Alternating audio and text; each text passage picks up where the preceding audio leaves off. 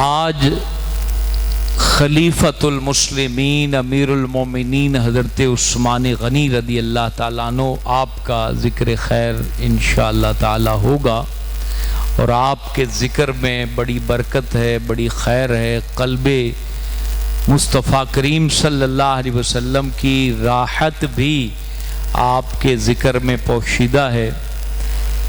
پچھلے جمعے چونکہ ہم نے قرآن مجید فرقان حمید اللہ رب العالمین کی لا ریب کتاب کے عظمت و شان پر بیان کیا، اور یہ مہینہ چونکہ شہادت عثمان غنی کا مہینہ بھی ہے، تو اس جمعے ہم حضرت عثمان غنی جو کہ جامع القرآن بھی ہیں، قرآن مجید فرقان حمید کو جمع کیا ہے، اور آج جو قرآن ہم پڑھتے ہیں یہ فیضان حضرت سیدنا عثمان غنی کا ہے، یعنی یہ انہوں نے جمع فرمایا، اور کتابی صورت میں۔ ویسے تو حضرت ابو بکر صدیق کے زمانے سے قرآن مجید جمع ہونا شروع ہو گیا تھا، اور پھر اس کو مکمل اس طریقے سے کتابی صورت میں ایک ساتھ اکٹھا کرنے میں جس ہستی کا کردار ہے وہ حضرت عثمان غنی ہے۔ بعد میں پھر اس پہ اعراب بعد میں لگائے گئے، اعراب وغیرہ جو ہیں یہ بعد میں لگے، لیکن قرآن انہوں نے جمع کر دیا، اور قیامت تک اب یہ قرآن مجید جو حضرت عثمان غنی نے اللہ تعالیٰ کے کرم سے جمع کیا تھا، اب قیامت تک یہی قرآن رہے گا، اس میں نہ زیر کا فرق آئے گا نہ زبر کا فرق آئے گا۔ تو حضرت عثمان غنی اس طریقے سے امت کے اوپر بہت بڑا احسان کرنے والے ہیں، اور امت کے لیے جو ہے وہ بڑے خیر خواہ ثابت ہوئے ہیں۔ حضور پاک علیہ السلام سے نسبت کی بھی برکتیں ان کو حاصل ہیں، صحابیت کی بھی برکتیں حاصل ہیں، حضور علیہ السلام کے ساتھ رشتہ داری کی بھی برکتیں حاصل ہیں، اور مسلمانوں کے خلیفہ بنے ہیں وہ بھی برکات ان کو حاصل ہیں، اور قرآن جمع کیا ہے یہ بھی برکات حاصل ہیں، اور آپ نے اپنے 12 سال دور خلافت میں سب سے زیادہ مسجدیں بنانے کی بھی برکات حاصل کی ہیں۔ سب سے زیادہ بڑی جامع مسجدیں جو بنائی ہیں وہ حضرت امیر المومنین حضرت عثمان غنی نے بنائی ہیں اپنے دور خلافت کے اندر۔ تو آج ان کا ذکر خیر ہے۔ حضرت سیدنا عثمان غنی یہ قبیلہ قریش سے تعلق رکھتے ہیں۔ قریش کی آگے برانچ ہے بنو امیہ اور بنو ہاشم۔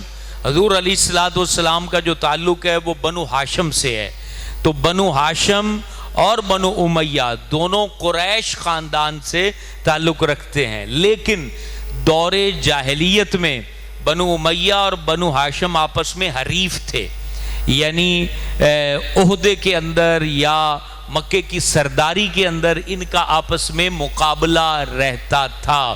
اسی لیے جو ہے وہ بنو امیہ کے جتنے سردار تھے وہ نبی پاک علیہ السلام کے اعلان نبوت پر جو ہے انہوں نے بہت بڑی مخالفت حضور علیہ السلام کے اعلان نبوت کی۔ بنو ہاشم نے بھی کی، بنو ہاشم کے کئی لوگ تھے جیسے ابو لہب وغیرہ ہیں، اور اسی طریقے سے بنو امیہ والوں نے بھی مخالفت کی۔ لیکن ایک بہت بڑا طبقہ ہے جو زمانہ جاہلیت کی مخالفت کو اسلام لانے کے بعد کے ساتھ جوڑ دیتے ہیں۔ یہ بات یاد رکھیں، نبی پاک علیہ السلام کا کلمہ جس بندے نے بھی پڑھ لیا، جاہلیت کی مخالفت دل سے نکل گئی، حضور کی محبت دل کے اندر آ گئی۔ یہ حضور علیہ السلام کا فیضان نظر ہے۔ جیسے ام المومنین حضرت بی بی صفیہ ہیں، ابھی 92 پہ ان کے بارے میں پروگرام تھا، حضور پاک کی زوجہ ہیں، اور یہ کون تھیں؟ ان کے والد جو تھے وہ بنو ندیر یہودی قبیلے کے سردار تھے، اور بہت زیادہ نبی پاک علیہ السلام سے دشمنی رکھتے تھے، اور دشمنی رکھنے کی وجہ سے اس کو مدینہ سے نکالا گیا اور وہ خیبر میں جا کے بسا۔ جو بنو ندیر پورا قبیلہ تھا، کیونکہ دشمنی کرتے تھے اور خندق کے اندر بڑی انہوں نے حضور علیہ السلام کی مخالفت کی تھی، لیکن جب خیبر فتح ہوا، خیبر فتح ہونے کے بعد حضرت بی بی صفیہ ام المومنین جو بیٹی تھی بنو ندیر قبیلے کے سردار کی، ان کو جب دربار رسالت مآب میں پیش کیا گیا تو آپ حیران ہوں گے، جس راستے سے یہ لائی گئیں، حضرت بلال حبشی ساتھ تھے اور یہ حضور پاک کی بارگاہ میں جب پیش ہوئیں تو جس راستے سے آئیں تو راستے میں وہ یہودیوں کی لاشیں پڑی ہوئی تھیں۔ حی بن اخطب اس کے والد کا نام تھا، والد کی بھی لاش تھی، بھائی کی بھی تھی، اور شوہر اس کی بھی لاش راستے میں لڑے تھے مسلمانوں کے ساتھ، لڑتے ہوئے مر گئے تھے۔ تو نبی پاک علیہ السلام کے پاس جب پہنچی تو حضور علیہ السلام نے کہا بھی اس راستے سے ان کو کیوں لائے ہو؟ ظاہر سی بات ہے گرچہ اس کا والد ہمارا دشمن ہے لیکن لاش دیکھ کے ان کو اچھا نہیں لگا ہوگا، تو تمہیں دوسرے راستے سے لانا چاہیے تھا۔ یہ حضور پاک علیہ السلام کی شفقت اور اخلاق حسنہ ہیں۔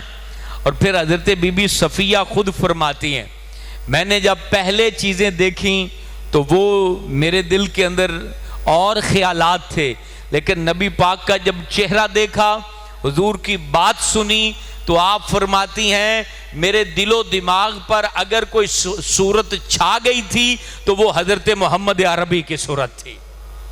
آپ علیہ السلام نے حضرت بی بی صفیہ سے کہا کہ اگر تم چاہو تو مسلمان ہو جاؤ، اور اگر تم چاہو تو تمہیں عزت کے ساتھ تمہارے قبیلے میں ہم بھیج دیتے ہیں، تمہیں اس بات کی اجازت ہے، ہم تمہیں کنیز یا غلام نہیں بنائیں گے۔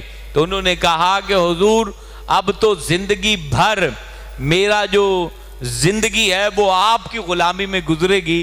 تو حضور علیہ السلام نے پھر ان کے ساتھ نکاح فرمایا فتح خیبر کے موقع پر۔ تو حضور علیہ السلام جو بھی ان کا جس نے بھی کلمہ پڑھ لیا تو وہ پھر نبی پاک علیہ السلام سے محبت کرنے لگا۔ سابقہ جو نفرتیں تھیں، زمانہ جاہلیت کے معاملات تھے، وہ ان کے دلوں میں نہیں تھے۔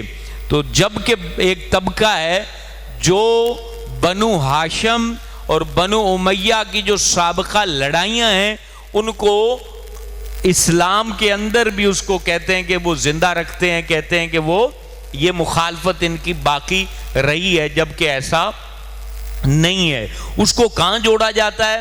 اس کو کربلا کے ساتھ جوڑا جاتا ہے کہ کربلا میں یزید جو لعین تھا، بدبخت تھا، رذیل تھا اور اپنے لیے جہنم کا سودا کر رہا تھا اہل بیت اطہار پر ظلم کر کے، تو وہ اس کا اپنا ذاتی کردار تھا۔ تو اس میں ایک قول بھی بتاتے ہیں کہ یزید نے یہ بات کہی تھی کہ ہم نے اپنے بڑوں کا بدلہ لیا ہے، جو بدر کے اندر ہمارے بڑے مارے گئے تھے، تو ہم نے بنو ہاشم سے وہ بدلہ لیا ہے۔ تو یہ اگر اس نے کہا بھی ہے تو وہ اس کا ذاتی فعل ہے، ذاتی کردار ہے، جبکہ جو لوگ مسلمان تھے بنو امیہ سے، جو مسلمان ہوئے، صحابی بنے، حضور پاک علیہ السلام کے ہاتھ پر بیعت کی، تو ان کو اسلام، مسلمان، امت مسلمہ قدر کی نگاہ سے دیکھتے ہیں۔ ان کے بارے میں بدبختی کے الفاظ یا ان کے بارے میں منافقت کے الفاظ یہ مسلمان کے نہ دماغ میں ہے، نہ دل میں ہے، نہ زبان میں ہے، نہ نظر و فکر میں ہے۔ الحمدللہ حضور علیہ السلام نے جن کو قبول کر لیا، اب قیامت تک حضور کی امت بھی ان کو قبول کرے گی۔ یہ بات یاد رکھیں، ہمیشہ اپنے بچوں کو بھی بتائیں کہ جن کو حضور نے قبول کر لیا۔ اب بنو امیہ سے مقصد حضرت عثمان غنی بنو امیہ سے، حضرت امیر معاویہ بنو امیہ سے، ابو سفیان اب جو ہے نا وہ بنو امیہ سے۔ اب انہوں نے جب کلمہ پڑھا، کلمہ انہوں نے پڑھا، کلمہ پڑھنے کے بعد نبی پاک نے ان کے کلمے کو کیا کیا؟ قبول کر لیا۔ حضور علیہ السلام تو دلوں کے بھید جانتے ہیں، نبی پاک نے تو مدینے کے سارے منافقوں کو کہہ دیا تھا کہ یہ بھی منافق ہے، یہ بھی ہے، یہ بھی ہے، یہ بھی ہے۔ تو اگر انہوں نے قبول نہیں کیا تھا تو حضور پاک خود کہہ دیتے کہ یہ مسلمان نہیں ہے۔ نبی پاکوں کو ڈر تھا، جس پیارے نبی نے مقصد بڑی بڑی طاقتوں کے ساتھ آپ جو ہے نا لڑے اور ان کو شکست دی، خود پورے مکہ کو شکست دی۔ مجھے بتائیں مکہ پاک کو فتح کر لیا آپ نے, سارے کافروں کو شکست ہو گئی, اس کے بعد حضور کو کون سا ڈر تھا جو نبی پاک ان کے کلمے کو قبول کر رہے ہیں؟ اگر وہ مقصد دل سے نہیں پڑھ رہے تو وہی اترتی تھی نا. حضور کو تو اللہ بتا دیتا تھا کہ یہ بندہ جھوٹ بول رہا ہے, تو اللہ پاک بتا دیتا تو ان کو اسی وقت جو ہے نا وہ حضور علیہ السلام سزا دیتے. جب نبی پاک علیہ السلام نے ان لوگوں کے کلمہ طیبہ کو قبول کر لیا, اب قیامت تک کوئی مولانا بھی ان کو دین سے نہیں نکال سکتا. جو حضور کے ہو گئے اب قیامت تک وہ حضور کے ہی رہیں گے. اب باقی لڑائیاں ہیں وہ صحابہ کی آپس میں ہوئی ہیں, اس سے ہمارا لینا دینا نہیں ہے کہ ہم اس کے اندر معاذ اللہ گالی دیں. ہاں البتہ یہ بات واضح ہے کہ جتنی لڑائیاں ہوئی ہیں صحابہ کے درمیان, اس میں حضرت علی المرتضیٰ شیر خدا کرم اللہ تعالی وجہ الکریم وہ حق بجانب تھے. یہ ذہن میں رہے, بس اتنی بات ہمیں کہنا اور اس پر ایمان رکھنا ہمارے لیے ضروری ہے. اس کے بعد کا جو چکر میں لوگ پڑ جاتے ہیں کہ جناب فلانا صحابی ایسا تو فلانا صحابی ایسا, مجھے بتائیں میری تیری جرت کیا ہے کہ ہم حضور پاک کے صحابی پر کلام کریں؟ صحابی کا مطلب پتہ کیا ہے؟ جس نے حضور پاک کی صحبت میں بیٹھ کے کلمہ پڑھا ہو. تو نبی پاک کی صحبت میں کلمہ پڑھنا یہ تو کروڑ ہا کروڑ ولیوں, قطبوں, غوثوں, ابدالوں سے یہ افضل ہے. تو یہ اتنی بڑی نیکی ہے جو اللہ نے, دیکھیں اللہ تعالیٰ جن کے مقدر میں فرما دے. مثال کے طور پر ایک بندہ ایک عام خاندان میں پیدا ہوتا ہے, دوسرا اسی زمانے میں سید خاندان میں پیدا ہوتا ہے, تو اب اس کے اندر نہ اس کا قصور ہے نہ اس کا کمال ہے, یہ اللہ کی عطا ہے. کسی کو سید خاندان میں پیدا کر دیا, کسی کو عام خاندان میں پیدا کر دیا. تو اب ان کی مہربانی ان کے اوپر اللہ کی تھی کہ وہ زمانہ نبوی میں پیدا ہوئے, اور پھر اگلی بڑی مہربانی تھی کہ ان کا انجام کلمہ پڑھ کے ہوا, حضور پاک کا نام لے کے ہوا, اللہ کی وحدانیت کو مان کے ان کا انجام ہوا. تو اب آگے چل کے صحابہ کے لیے برا لفظ دل و دماغ میں بھی لانا یہ ایمان کو ضائع کر دیتا ہے. البتہ جہاں جہاں فضیلت کی بات ہے تو جو فضیلت میں خلفاء راشدین سب سے بلند ہے, ابو بکر صدیق, عمر فاروق اعظم, عثمان غنی, حضرت حیدر کرار, ان کو اللہ نے بڑی بلندیاں دی. تو اب جہاں جہاں ان کو آمنے سامنے ان کا دیکھا جائے گا, تقابل میں دیکھا جائے گا, تو حضرت علی کو اور حضرت معاویہ کو ان کو آمنے سامنے جب دیکھیں گے تو حضرت علی ان سے فضیلت میں, درجات میں, کمالات میں, ولایت کے اندر اور اس درجات کے اندر حضرت علی المرتضیٰ وہ بلند و بالا ہیں جب ان کو آمنے سامنے مقابلے میں دیکھیں گے. ٹھیک ہو گیا. اور حضرت امیر معاویہ ظاہر سی بات ہے نسب میں, نسبت میں, رشتہ داری میں, ساری چیزوں میں حضرت علی افضل ہیں. لیکن حضرت علی کے افضل ہونے کا یہ مطلب ہرگز نہیں ہے کہ حضرت معاویہ کو کوئی برا بھلا کہے. سمجھ میں آگی, وہ صحابی ہیں. اب حضرت معاویہ کو اور ہم اپنے آپ کو آمنے سامنے دیکھیں تو اب ہم ذرہ ناچیز ہیں, وہ صحابی رسول ہیں. بس صرف معاملہ یہ ہے جب حضرت امیر معاویہ کو حضرت علی کے ساتھ مقابلے میں دیکھیں گے تو حضرت علی المرتضیٰ وہ آسمان کی طرح بلند ہے. سمجھ میں آگی بات. اب حضرت امیر معاویہ کو ہم اپنے مقابلے میں دیکھیں گے تو ہم ذرہ ناچیز, اور حضرت امیر معاویہ آسمان کی طرح بلند ہے. یہ چیز ہے, اس چیز کو سمجھنا, جاننا اور ذہن میں رکھنا بہت ضروری ہے. تو بہرحال یہ بنو امیہ سے بات چلی تو اس کو پوری ڈیٹیل سے بتا دیا, کیونکہ اب سوشل میڈیا کا دور ہے, ہر طرح کا بیان, لیکچر آپ سب سنتے رہتے ہیں, دیکھتے بھی رہتے ہیں. تو اس میں ہمارا ایمان, کانسیپٹ, عقیدہ کیا ہونا چاہیے وہ میں نے آپ کو ڈیٹیل سے آپ کے سامنے رکھ دیا ہے. تو حضرت عثمان غنی رضی اللہ تعالیٰ عنہ یہ امیر خاندان سے تعلق رکھتے تھے. 40 سال سے ابو عمر تھی جب حضور علیہ السلام نے اعلان نبوت کیا. تو یہ دوست تھے حضرت ابو بکر صدیق کے. اب اسلام کی بنیادوں میں حضرت ابو بکر کا کتنا حصہ ہے آپ اس کو صحابہ کی سیرت میں بار بار سن رہے ہیں. اب یہ غالباً ہمیں دوسرا تیسرا ماہ شروع ہو چکا ہے صحابہ کے بارے میں گفتگو کرتے ہوئے. ہر بڑے صحابی کے پیچھے حضرت ابو بکر نظر آتے ہیں. اب اسلام کی بنیاد کی پہلی اینٹیں لگانے والوں میں ابو بکر نظر آتے ہیں. تو جس کو ابو بکر ہی مسلمان نظر نہ آئے تو پھر مجھے بتائیں وہ مسلمان کہاں سے ہے؟ اس کی تو عمارت ہی ڈھہ گئی ہے. تو اب حضرت ابو بکر صدیق نے سب سے پہلے.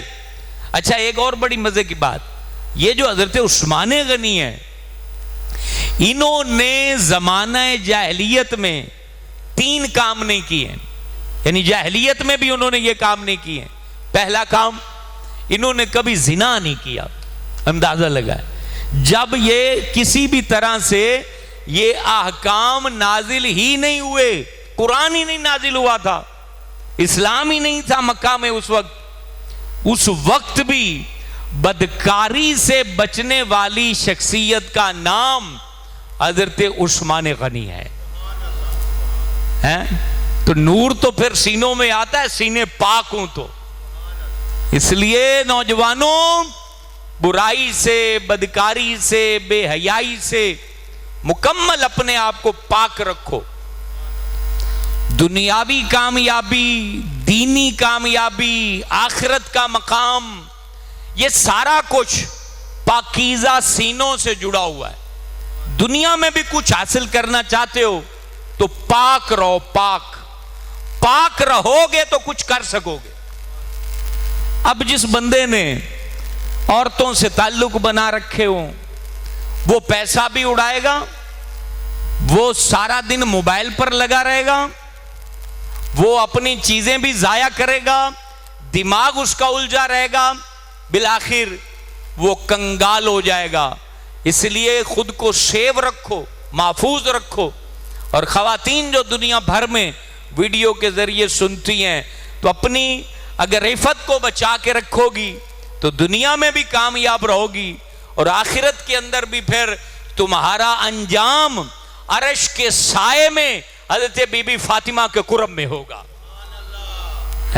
اگر اپنے آپ کو پاک رکھا. یاد رکھیں پاکیزہ طبیعت لوگ خوش نصیب لوگ ہوتے ہیں. تو حضرت عثمان غنی نے دوسرا کام جو اپنی زمانے میں کلمہ پڑھنے سے پہلے بھی نہیں کیا، وہ کبھی شراب نہیں پی. شراب کبھی نہیں پی. اور آج جو ہے وہ کلمہ بھی پڑھتے ہیں اور بوتلیں پیٹیوں میں چھپا کے رکھی ہوئی ہیں. چرس نہ پئیں تو انہیں لطف نہیں آتا، شراب نہ پئیں تو شادیاں پوری نہیں ہوتی، ساتھ جو ہے نا وہ ناچ دیکھنا ہے اور ساتھ میں شرابیں پینی ہے، ساتھ میں جو ہے وہ ہیروئن پینی ہے، چرس پینی ہے، پلانی ہے، پھر اس پہ جو ہے نا وہ خوش ہونا ہے کہ ہمارے ہاں تو اتنے شراب کے گریٹ آئے ہیں. تو یہ ہستی کلمہ پڑھنے والے یوں ہوا کرتے ہیں نبی کے غلام کہ زمانہ جاہلیت میں بھی حضرت عثمان غنی نے کبھی شراب کو ہاتھ نہیں. جو مقصد بھانگ رگڑ کے یا علی وہ کرتے ہیں تو حضرت علی پاک فرماتے ہیں کہ جس نہر یا دریا میں شراب گر جائے پھر وہ سوکھ جائے پھر وہاں گھاس اگے وہ بکری کھائے تو فرمایا اس بکری کا بھی علی دودھ نہیں پیے گا. ادھر بھنگے رگڑ علی علی علی والے بنے بیٹھے نے.